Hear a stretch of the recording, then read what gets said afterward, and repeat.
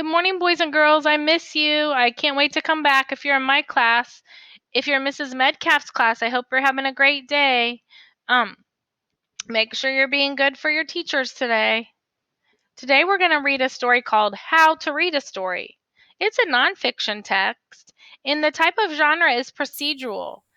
The author will give us directions to follow on how to make or do something. We'll learn about main topics and details and steps that show order.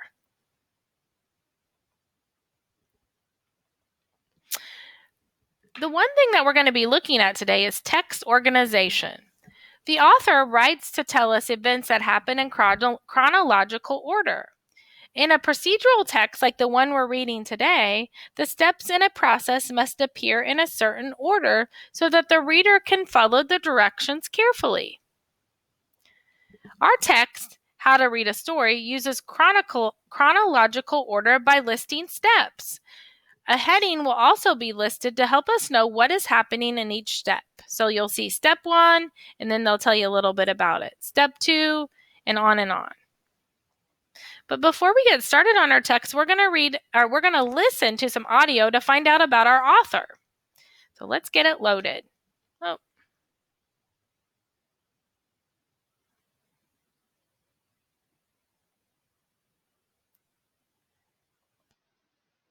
All right, let's listen.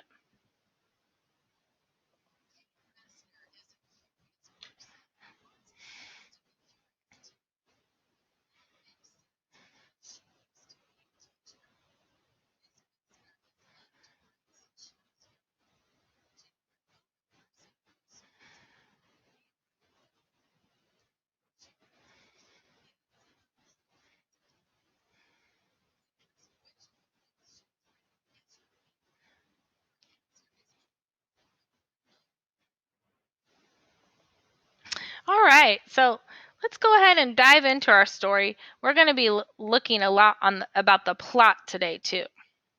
All right, so how to read a story. Take a look at the cover and the title and just make some predictions in your head about what the story is going to be about. Just make a prediction. All right. Okay, I'm going to move up here. Step 1, find a story. A good one.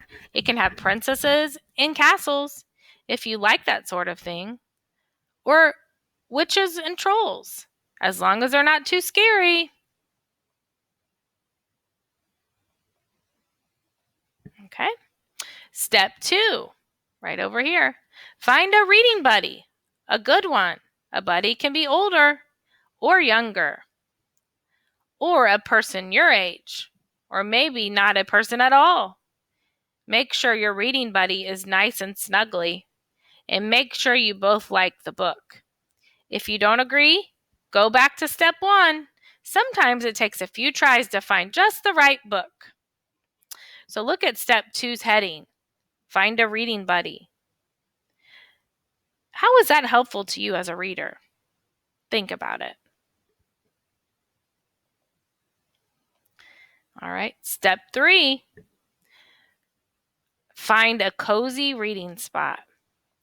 Outside is fun, but not if it's very cold, unless you have thick woolen blankets and a hat and scarves and a cup of steaming hot cocoa. And if it's very hot, unless you have trees to shade you from, the sun, a hammock to catch cool breezes, or tall glasses of icy lemonade. Ooh, that's where I want to be reading a book. Inside is good. Couches are cozy. So are chairs, big enough for 2. Just be careful not to get stuck. Step 4, over here. Look at the book's cover. Can you guess what it is about? Read the title. That might be a clue. Step 5, open the book. This is the exciting part. Read the story in a loud, clear voice, not too slow and not too fast. You can point to words if you like, but you don't have to do that.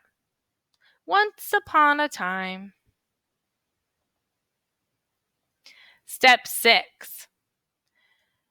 when the characters talk, whatever's being said, say it in a voice that matches who's talking.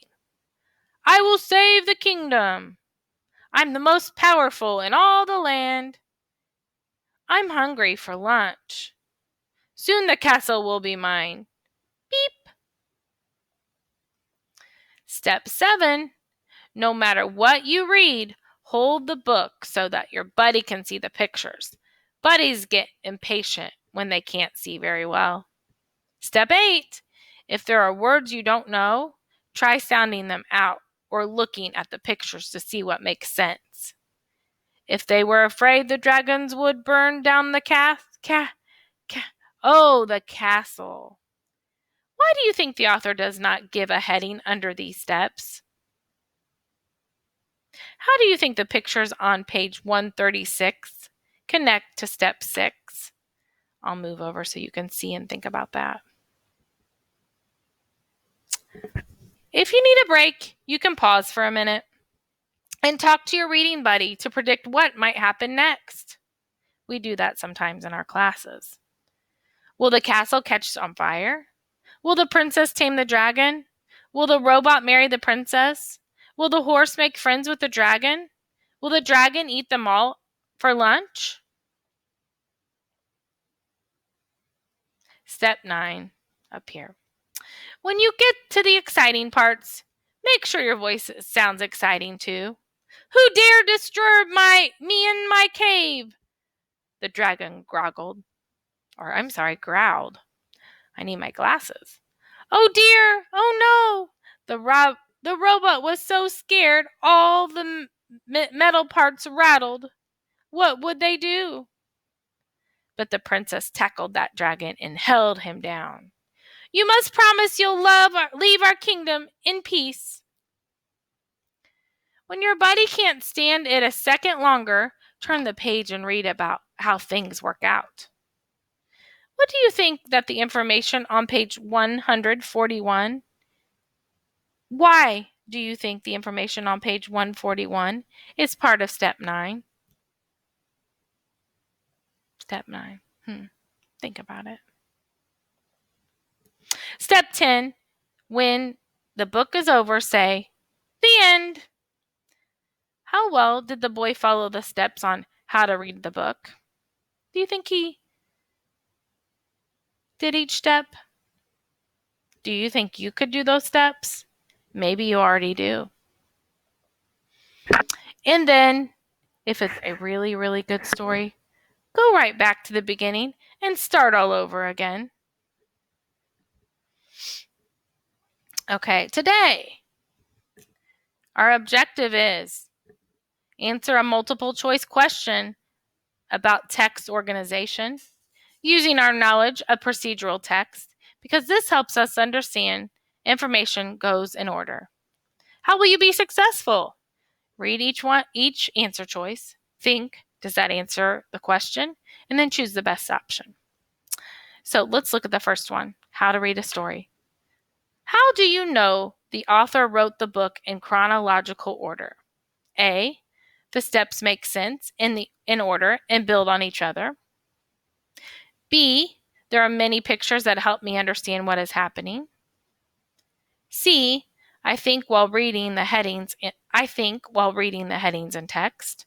Or D, I see numbers in the corner at the bottom of every page. What do you think the best choice is? If you said A, the steps make sense in order and build on each other, then you're correct.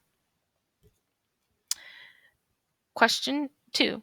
Which 2 words from the text show that it uses chronological order? Predict? No, that's not a step. Step 7? Yes, that's a good choice. That gives us a step. Find? No, that doesn't give us a chronological order word. The end.